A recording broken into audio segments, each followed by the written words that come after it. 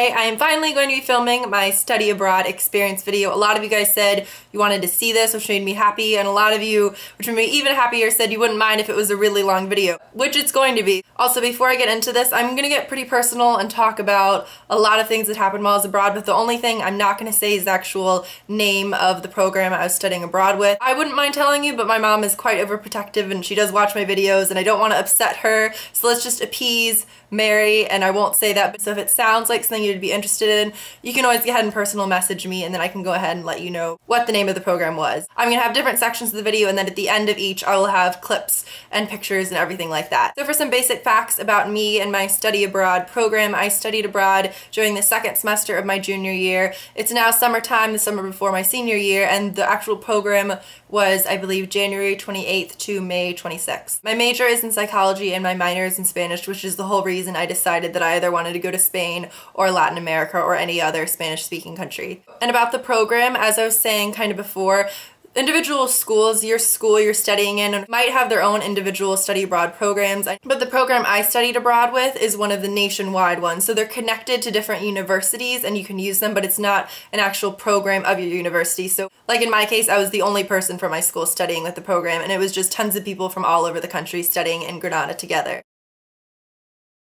This might sound a little bit ridiculous, but I've been planning study abroad since before I was even planning to go to college. I remember for years I was convinced I would study abroad in Prague. Ever since Sailor Moon, I've been obsessed with Japan, so I also thought Tokyo might be a possibility. I never would have expected I would have done this in high school, but I ended up minoring in Spanish because I just thought this is such a good chance to force yourself to have to learn a second language. I decided I wanted to use study abroad to further that, so I knew I wanted to be in Europe, so obviously Spain. With the study abroad program I was with, I had the choices of Madrid, Barcelona, Salamanca, or Granada. I spent a lot of time deciding between Salamanca and Granada, but I ended up choosing Granada, which is all the way in the south of Spain. Salamanca seemed beautiful, but there didn't seem to be a whole lot outside of Salamanca within a few hours radius that I was really interested in seeing. Granada doesn't look stereotypically, I think, what people would think when they picture Spain. The architecture is very Moorish because it was the last Moorish stronghold before Ferdinand and Isabel swooped in. Also, I liked the fact that it was a city, so there was a lot to see and do. You could walk everywhere, but it wasn't huge.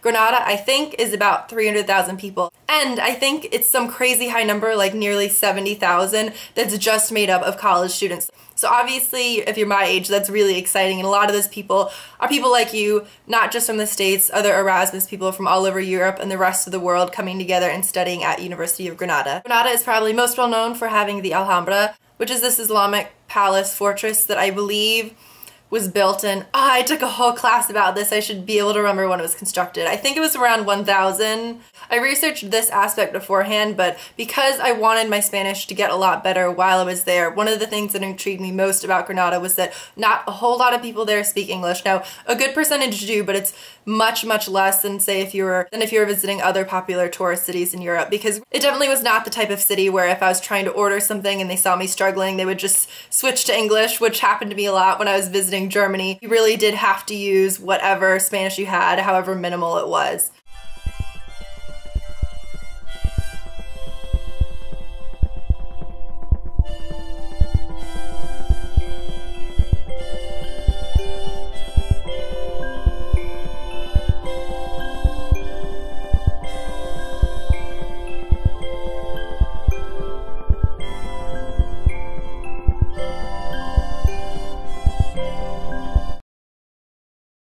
I'll get this section out of the way fairly early on, and that is study. One of the first things during orientation, which our orientation was actually in Malaga, this little city an hour and a half from Granada. One thing that our program director did emphasize to us during orientation was, I know you guys are here to go out and have fun and experience the culture and learn Spanish and just meet a bunch of people, but this is study abroad. It's not just explore abroad, it's not just party abroad, drink abroad, and definitely try and remember when you're going abroad, even if you're like me and your classes are pass-fail, meaning that the grades themselves wouldn't affect my homeschool GPA. Which might make it sound like, woohoo, I didn't have to study at all, but because I'm gonna go to grad school school. With my school at least, and this isn't the same for a lot of other ones, the letter grade, even though it won't affect my GPA, the letter grade will still show up on my transcripts. So I took all my classes at my actual study abroad program's little school. Most of the classes they offered at the study abroad center were still in Spanish, but at the same time, the teachers would speak a little slower. I took a normal course load of 5 classes. 3 of my classes were completely in Spanish and 2 of them were in English, which sometimes was very difficult. I was taking a Jewish history class in Spanish, I was taking an Islamic architecture class in Spanish, but I enjoyed all the classes for the most part and my grades ended up being fine, which was good. In terms of the other people in the program, there were 74, 75 of us, I believe, which is fairly small, I think, for a study abroad program. And I think it was something like 60 girls. It was just very estrogen heavy, which I wasn't excited about, but everybody ended up being surprisingly very cool. And I don't mean cool in like the popular type way, I just mean cool as in everybody was relaxed and were just really interested in learning Spanish. If you guys are introverts like me, making friends, especially when you are like me and did not know a single person going into the program, I was really terrified about having to make friends because as nice as I am, I think because I'm quite introverted, I can come off as not, I guess, a bitch, but just sort of cold. And so I really worked on during orientation in Malaga, just really attempting to be very openly nice and be myself, but just force myself to talk to people if I thought they seemed like someone I would get along with and not just sort of observe them and watch, which is something I would do when I was younger.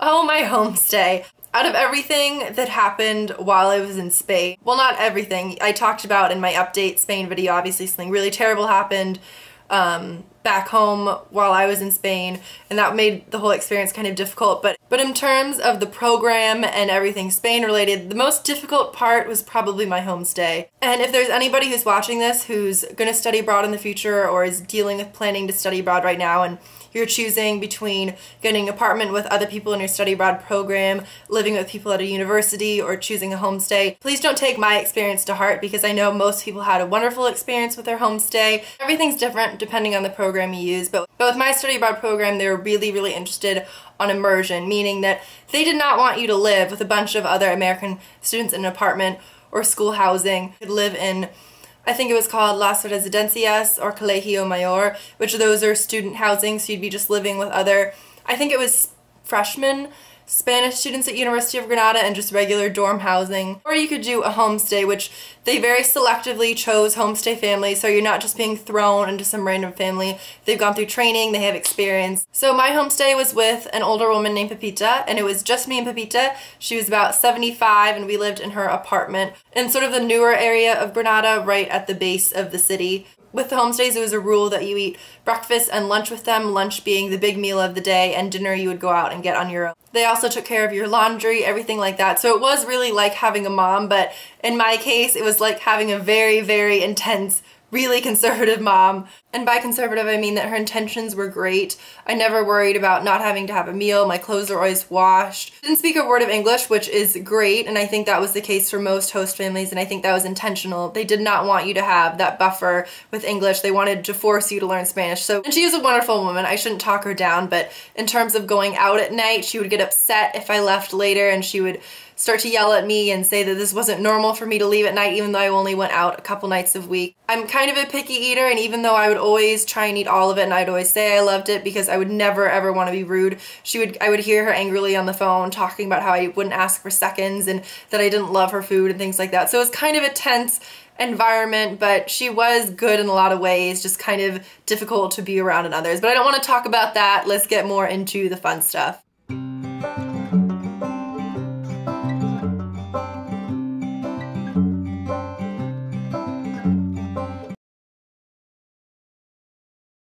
In terms of culture, I don't think that if you're an American going to Spain, there's going to be a huge amount of culture shock, but obviously there's going to be more than if, say, you went to Australia or England or Ireland. Granada, which is one of the reasons I chose it, has a lot of aspects to it that are very stereotypically Spanish, and I mean stereotypical in a very positive way. For instance, Granada is one of the very last cities in Spain to actually have genuine tapas. And you might say, no, Katie, I went to Madrid or Barcelona and I had tapas. I'm sorry, but no, I don't think you did. Dinner is sort of the lighter meal of the day at around 9 o'clock at night generally. So because I couldn't cook and you would go out, which is typical for Granada, you would go to any restaurant and typically order either wine or tinto de verano. If you do drink and you like things that are sort of refreshing, you could buy it in 2-liter jugs, just like soda in their supermercados. But if you wanted to make it at home, it's just essentially cheap red wine and orange or lemon Fanta mixed together, and it's fantastic. So you'd spend about €2. Granada was really cheap, which if you're me is wonderful. Spend €2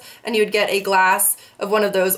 And then you would either have a menu where you could pick a tapa, or it would just be standard and they would give it out and you didn't have an option, but that was always free. So for just €2, especially if you went to a place that was known for having bigger tapas, I could get a decent sized glass of wine, a big ham and cheese sandwich, which they're big on ham in Spain. I didn't realize how much they love their ham. And French fries, there were tons of French fries everywhere. For some reason I always think of that as an American thing, but I ate twice as many French fries in Spain as I ever do in the States. The only thing in terms of culture that was really difficult for me, and I don't think this would be for most people, but I'm hungry all the time, guys. This is really hard. But generally, the main meals of the day are breakfast around 8 or 9 in the morning. The lunch, the main meal of the day, is not until typically 2 or 3 in the afternoon. So if you're someone like me, that's a big gap of not eating food. And I know, I'm sure a lot of Spaniards do in between, and so they would call it desayuno segundo, I think, second breakfast, and they would have something small in between. And then dinner is around 9 o'clock at night. So their main meals of the day are much more spread out than they are in the States. I've been back home for a little under 2 weeks, and it actually still does feel really strange to have lunch at 12 and then dinner at 6. It just feels so rushed, and like I always have a meal coming up within the next couple hours, which is nice, but still strange.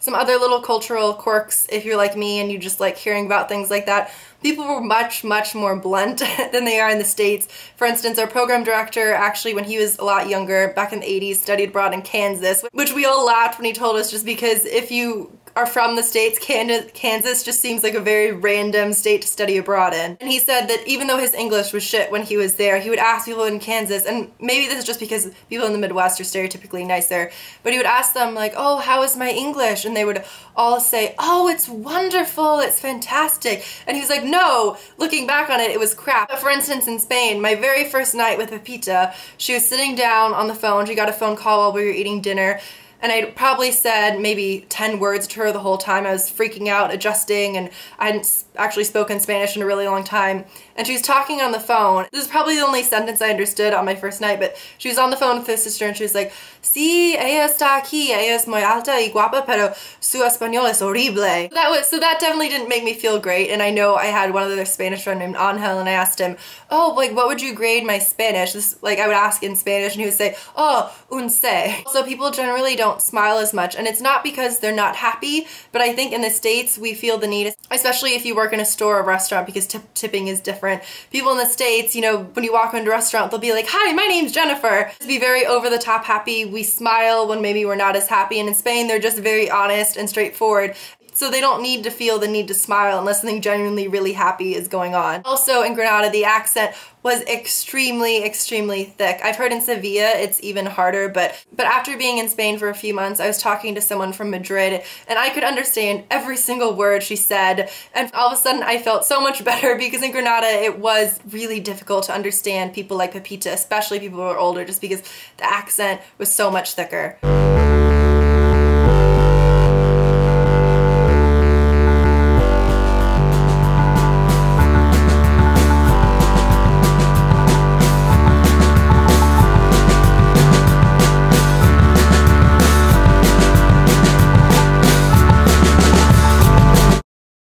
I know every program in every city and all experiences for study abroad are different, but I know a lot of you might be thinking, Katie, why do you have a whole section about nightlife? But one thing I've noticed from my experiences and other people's experiences who have studied abroad in other cities, or you do tend to go out a lot more. I'll be honest, and I know this is sort of an awkward topic for YouTube. A lot of people shy away from talking about going out and drinking and things like that, but in the States at home, I probably go out, and when I say out, I mean out to parties, things like that, maybe once a week, something like that. In Spain, I was probably going out 2 to 3 times a week, which for me, having 2 to 3 times going out every single week, which in Spain means either bars / clubs or just actual clubs, is a lot for somebody like me. But when you think about it, if you're studying abroad, you're not going to have as many nights where you're sitting on your computer just browsing Reddit thinking, no, maybe I'll stay in tonight. You're in another country, you need to go out and meet people. Even if you're not the type of person who likes to go out, you don't need to go to clubs or parties, just go out to a bar or a restaurant and hang out with people. When I say go out, you don't need to drink, but just go out and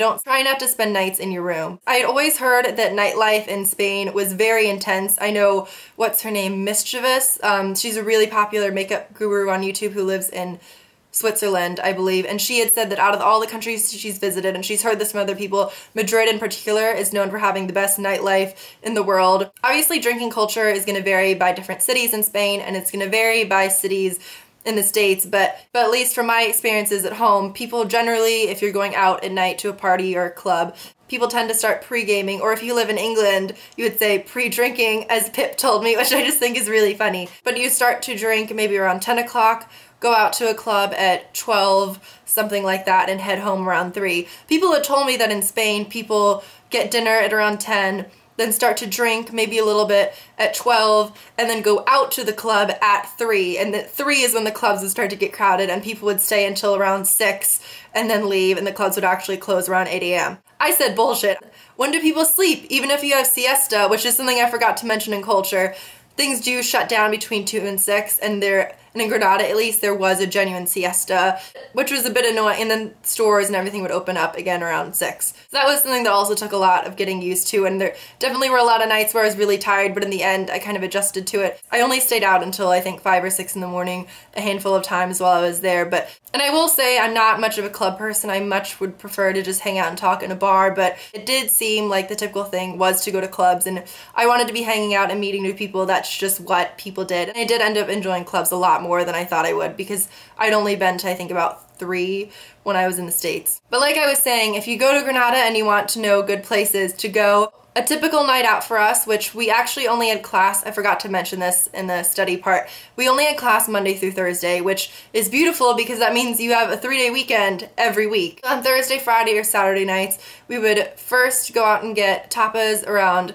9 or 10, and then a lot of times we would go straight after that, so around midnight, 11:30, we would go to this place called Pub Legend. Pub Legend is a chupateria, which if you visit Granada and want to know where it is, it's right in Plaza de Lobos. It's kind of hard to see, but if you're in the plaza, there's usually someone. His name's Fabio. He's very nice, and he's usually trying to get people to come into Pub Legend, but that is a chupateria, which is essentially just a shots bar, which is exactly what it sounds like. It is just shots. We would usually go there and stay there till about 1 or 2, and then head out to a club. Probably most of the people I met and who were actual Spanish people that I got to know fairly well were the guys who worked at Pub Legend. Be a mom for a second and just say that do be careful when you're studying abroad, because bad things can happen. And say if you do something really stupid and you end up with the police at home, that's obviously really, really bad. But if you're studying abroad and in a foreign country, then it's really, really, really bad. So even though I will admit there were a lot of nights where I did drink too much, which, not to get depressing for a second, but a lot of that I'm sure stemmed from the fact that, like I was talking about in my Spain update video, a close friend who was also my ex-boyfriend passed away while I was in Spain. I probably was drinking more than I usually would, and even though I can hold quite a bit of alcohol, I'm not a lightweight, there were some nights where I didn't make the greatest decisions, and the nights that tended to happen were when I wasn't with people who I was really, really close to. But definitely just make sure you have one close friend who can slap you upside the head and say, Katie, don't do that. I'm not leaving you alone. Stay with me. We would go to Pub Legend and then head out to an actual club, or discoteca as they're called in Spain.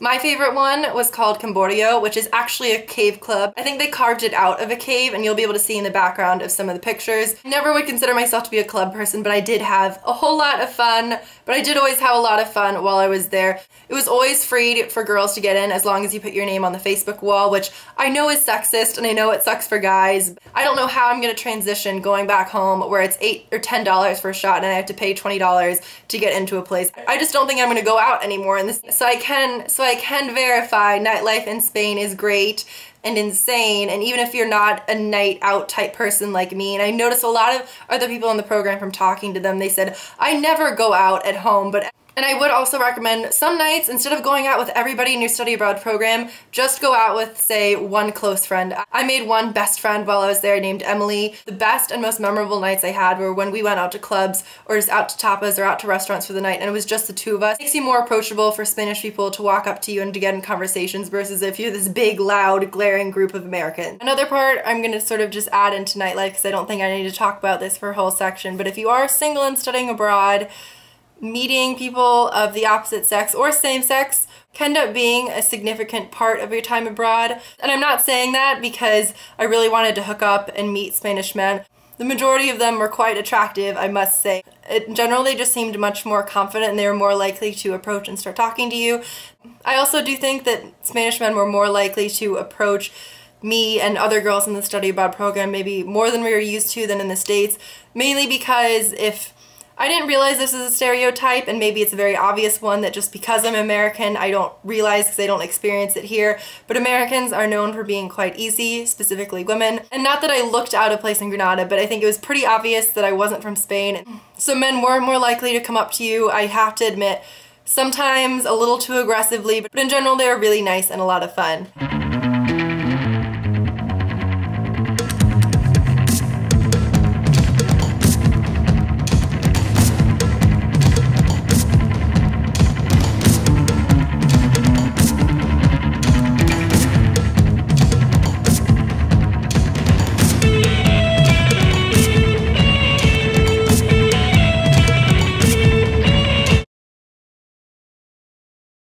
So one main thing I would look at when you're studying abroad and picking a program are what are the main field trips that are included with the price, and if there are field trips, are they actually included in the price of the program? It's not a field trip as in when you're little in elementary school. It's a field trip meaning these trips are usually for mostly weekends to as long as 5 days, which was the Morocco trip. So the trips that were included were to Ronda, which was my favorite little tiny city that we visited in Spain. That was just for a few hours, and I'll post pictures of all the cities and label which city is which, but Ronda was beautiful. I just loved the giant bridge that kind of disconnected the two main parts of the city.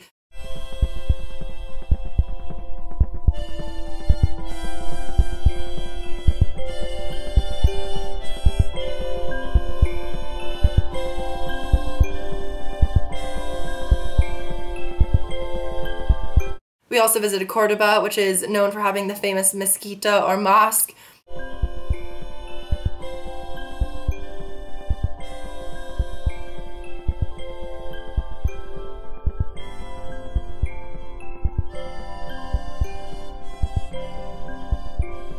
We visited Sevilla, which I loved, and I think if I were going to study abroad in a bigger city in Spain, I was only in Sevilla for a couple of days, but I did fall in love with the city. I think one of my favorite parts out of my whole study experience, as strange as this sounds, was a hired bike tour that I did throughout the city along the river. It was just beautiful, and I definitely recommend visiting if you are going to Spain.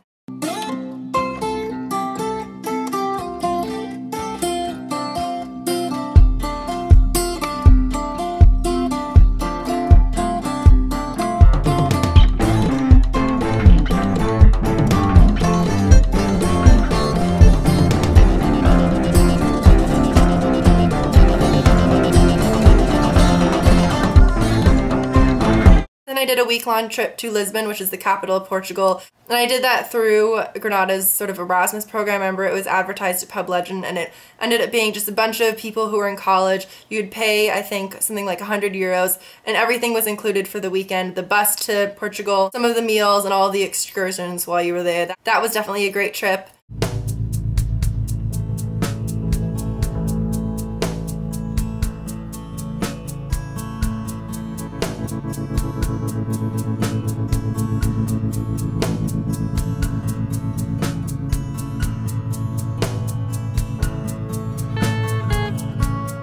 I spent my spring break in Germany, which was fantastic. I'm a quarter German, and a lot of my family members still live there, right around Wiesbaden near Frankfurt. So my friend Emily and I went there for a few days.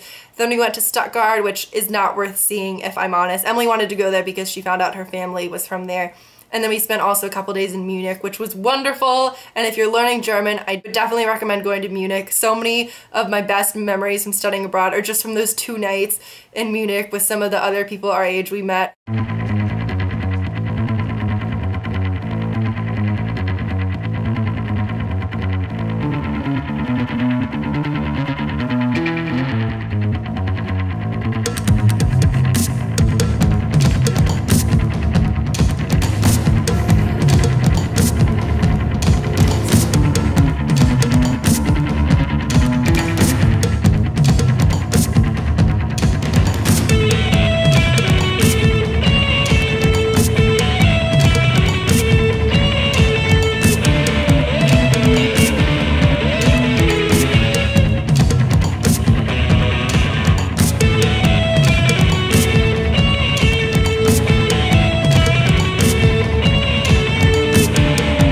And I went to London twice. I went to London over sort of a long 5-day weekend, and I'll have lots of pictures from that. I saw the Harry Potter studio tour, kind of all the stereotypical things in London. I got to meet Pip from Pippity Bop. This is a song I wrote all about London, and it's called The London Revolution. Let's go to town and walk around the streets of London.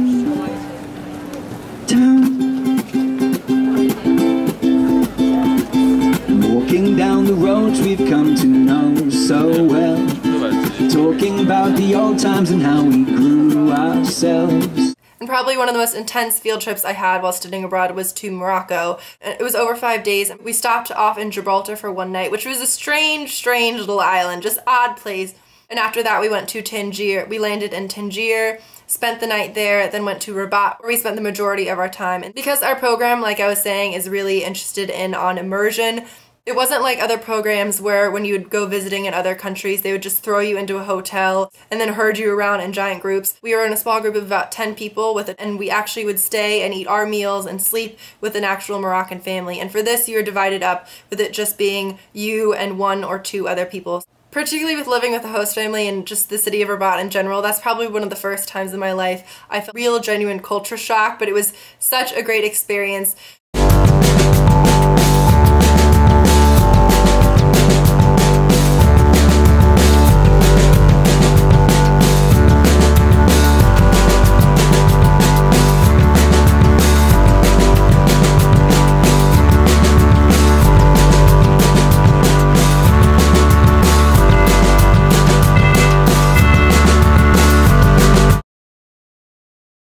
A couple random tips about studying. 1, definitely apply for scholarships for studying abroad. Typically schools already have some money set aside so that when people apply for study abroad scholarships, they can give them that money. If you're at a school like mine, people know that these scholarships exist, but they're too lazy to apply for them. But I ended up coming in, I think, 2nd place, and I got $1,500, which covered my flight to Spain and back. So definitely look into scholarships at your school. Definitely use Ryanair. People will talk down Ryanair and say it's a shitty plane company. It is true, but yes, you can't bend your seat back, and if you want to even have water on the plane, you have to pay for it. But it's only, say, 100 euros at most to fly to London and back, and definitely utilize cheap travel if you're in Europe, meaning Ryanair and EasyJet. Sorry guys, I know that video is really long and my camera is dying. Right now it's flashing, but if you do get one thing out of this video, it would just be to please study abroad if you do have the option to, particularly because I think it's such an important and integral point in your life where I think being in a different country can do you so much good. Because of your age, even if you still feel very awkward like me, you're out of the genuinely awkward, don't know who I am phase that you're in middle and high school. You're really coming into your own and it's really formulating your beliefs and opinions about the world, and I think it's so important to just go immerse yourself in a different country at this time in your life, at least for a little bit. That's why I didn't agree with a lot of my friends who were saying, I don't need to study abroad, I'll wait until I'm older and have money and can go wherever I want. Vacation is not the same as study abroad. You're not really immersing yourself in the culture. When else in your life are you going to have the chance to live in another country for 4 months and have it, hopefully, if you do it right and pick a city that isn't that expensive, and have it cost the same as if you were at home? I think that was all that I wanted to cover in this video. Obviously, if you have more questions about my experience, or more so probably about if you're studying abroad and you want any advice, definitely let me know. And that is it, and I'll see you guys soon. Bye.